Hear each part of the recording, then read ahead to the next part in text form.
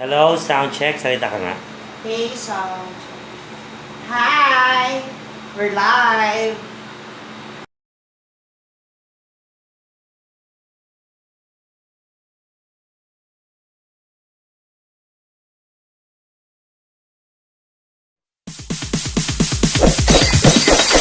It's DJ.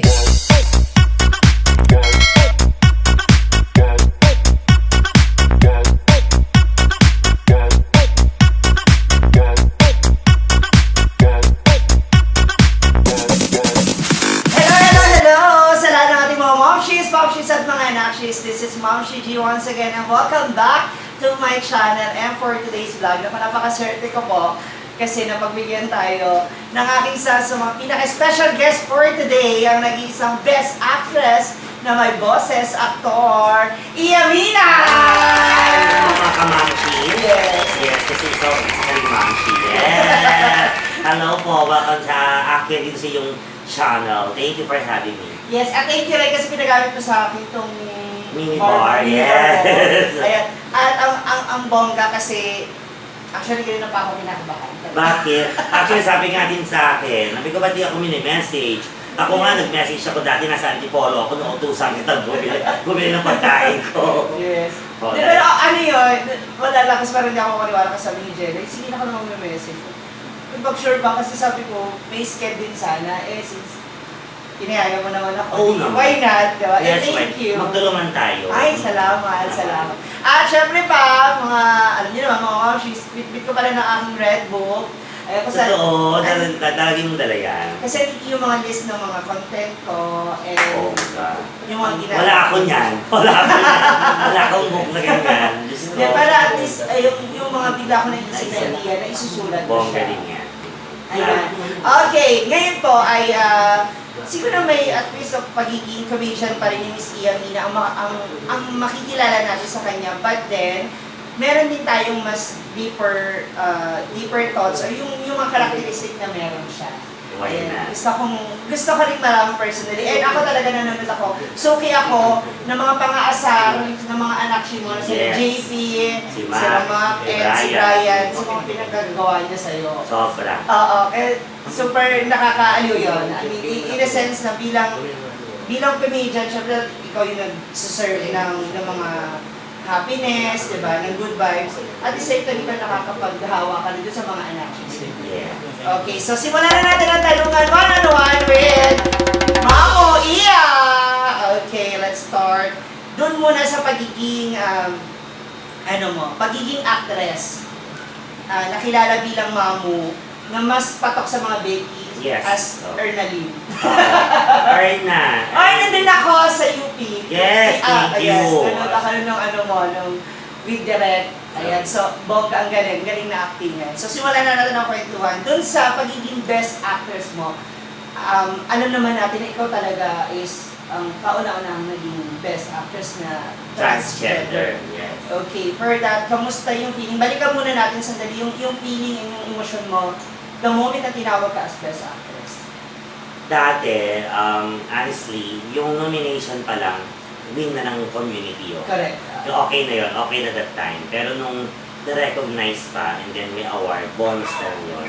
Pero, syempre, hanggang ngayon, it's been 3 years. It's been 3 years na parang, totoo ba, ako pa rin talaga ba yung best actress? Pero napapasalamat ako dahil sa tulong din ni Direct Rod at saka sa lahat ng mga nakapalibot sa buong pelikulang yun, ang dami lang naitulong sa akin, lalo pa sa pagiging actress. Kasi hindi ko naman pinangarap din namang umacting ng gano'n na Parang hardcore na feeling mo, ano lang to, racket, yes, income. dati.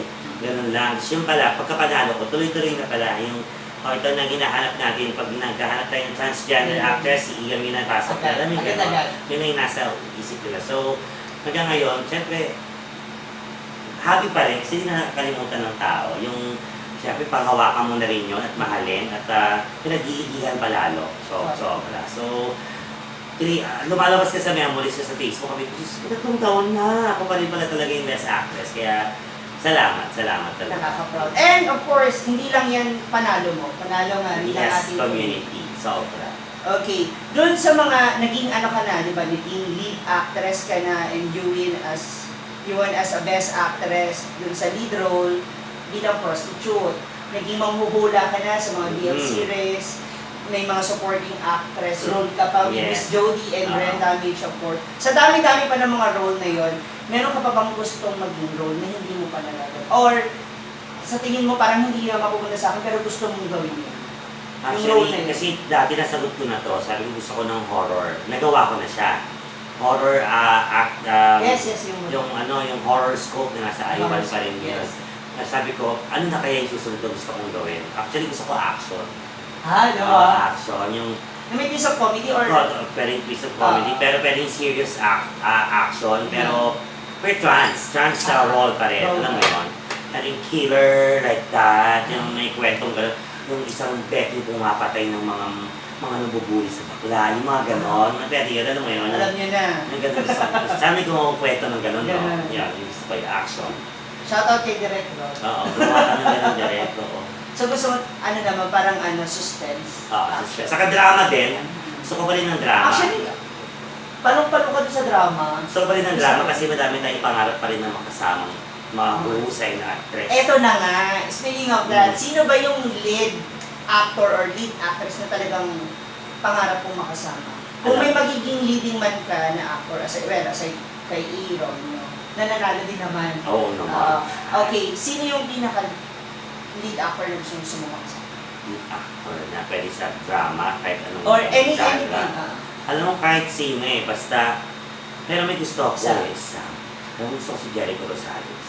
Gusto ko yung mata, yung mata pa lang nung usap na.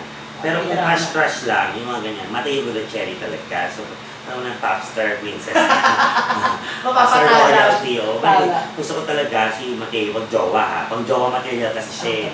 Pero pag actingan, gusto ko Jericho Rosales, Chandler Cruz, mga ganyan. Rom-com pwede kay Mateo. Oo, mga ganun. Pero sa babae naman. Sa lead actress, sino gusto mo, ikaw yung leading man ha, tapos siya yung magiging leading actress mo. Anong gusto ko? Bea Alonso, Catherine, mga ganyan. Sumubusing na actress Alam mo yung kayang Dadalhin ka talaga. Yes, so yun yung mga, yung sa tinatawag ng matatalinong actress. Yung hindi lang umaarte lang. So yan yung sa mga nandito sa middle and younger age. Kung meron ka mga veteran actress and actor. Yung maka-eksena. Yes. Alam mo yung Sherry Hill. Yan. Cherry Picache. Masampal ni Marcelo Soriano.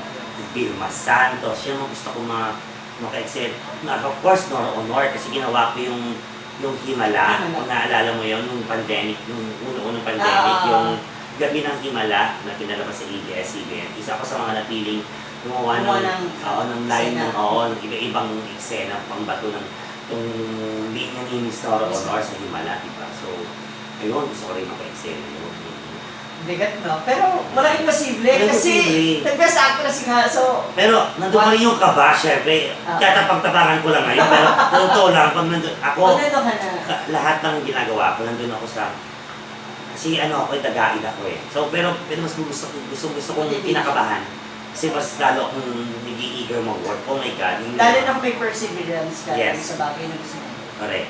At saka ako si Magda sa mga direktor. Magtanong. Mahilig ako magtanong direct, what do you want me to do, ganun ako. Open po ako sa kasi ayokong aati na lang ako.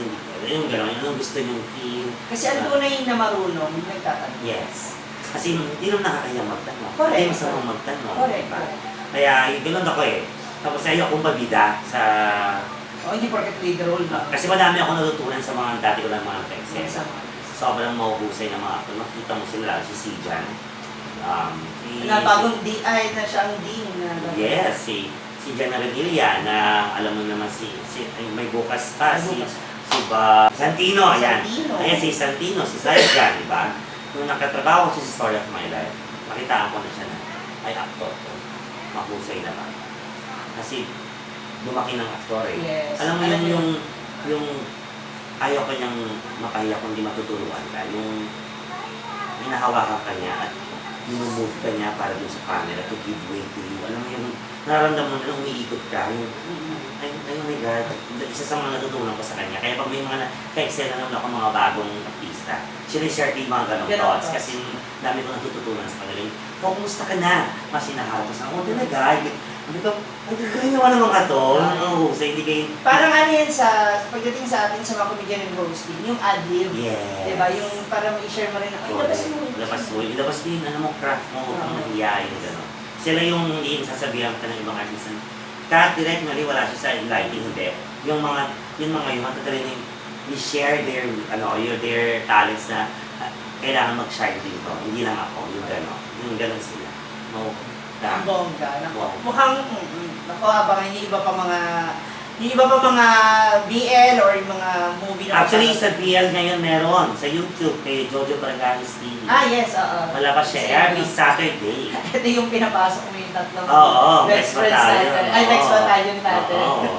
Cameo role sila doon. Ano ka ba dyan? Mamasang ka ba dyan? Hindi. Ikaw yung may cerebral? Hindi. Yung mamita na tinatawag doon, yung parang nanay-nanayang ko. Inaaway ko siya lagi kasi ingit na ingit ako sa kanya. May kwento ako doon na ingitera. Abangan nyo na lang. Yeah, so, ingitera. Puntahan natin yan sa ano natin, sa Bragais TV. Bragais TV. Oh. Bragais TV, guys. Okay, dumako naman tayo. Kung sakali naman na magkakaroon ka ng isang pelikula na i-remake. May mga original movie na i-remake. Like, di ba ngayon, Darna, ilang beses na nire-remake. Kung meron kang i-remake na movie or teleserye o kahit ano pa man yan, ano yung gusto mo? Ay, gusto ko yung anak. Kasi parang gusto ko maging Vero na Santos that time. Kasi bilang nanay-nanaya.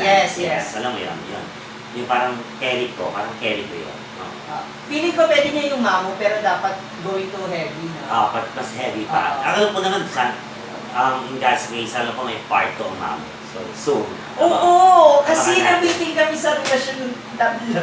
Yes, abangan Sa natin. abangan natin. Huwag natin simulan yun. Okay. In real life, real talk, yung eksena mo sa Mamu in a Mother 2, which is the Ernaline, Yeah. kaya mong gawin yun in real life para sa family. Magagawa mo kaya? Hindi siguro, yes. Hindi natin pwedeng sabihin hindi. Kasi hindi natin alam kung kailan darating yung matinding problema.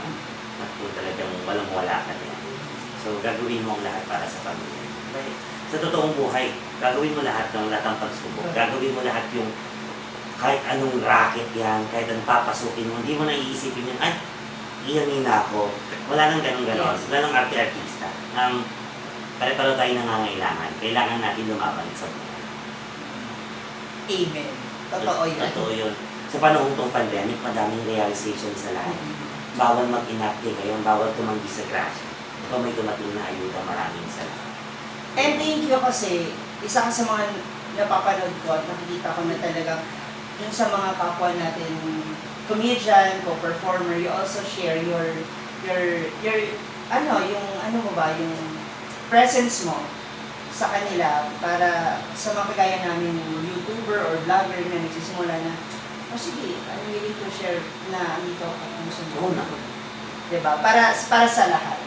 Of course. Yung iba lang na-intimidate lang, parang ikaw. Yes. Yung iba lang na-intimidate mag-message or something. Alam mo, gusto ko din makipag-collab. Pero, syempre dahil sa pandemya, meron tayong protocol, of course. Pero, alam mo, gusto ko talaga may pag-collab kahit kanino. For sure na mismo yung pagiging madaldal, Oo lalo na naman. sa stage. Actually, si Brenda nga palagi mag-uusap. Ano na? Kailan ba tayo? Hindi kami magtagpo-tagpo kasi May busy din siya. Meron din ako. Sabi ko, paano? Miss ko na social climber. Sabi ko, miss ko na sila. Alam mo naman yun. So, welcome naman sila dito. Okay, kasi nga, kilala ka isa talaga sa mga mahuhusay din na comedian, stand-up comedian dito sa Pilipinas. And all over the world kasi mga out of the country shows din naman kayo. Okay, bilang stand-up comedian, meron ka ba, dadako na po tayo sa pagiging, on stage. Yan, sa mga comedy bars o sa events. Yan.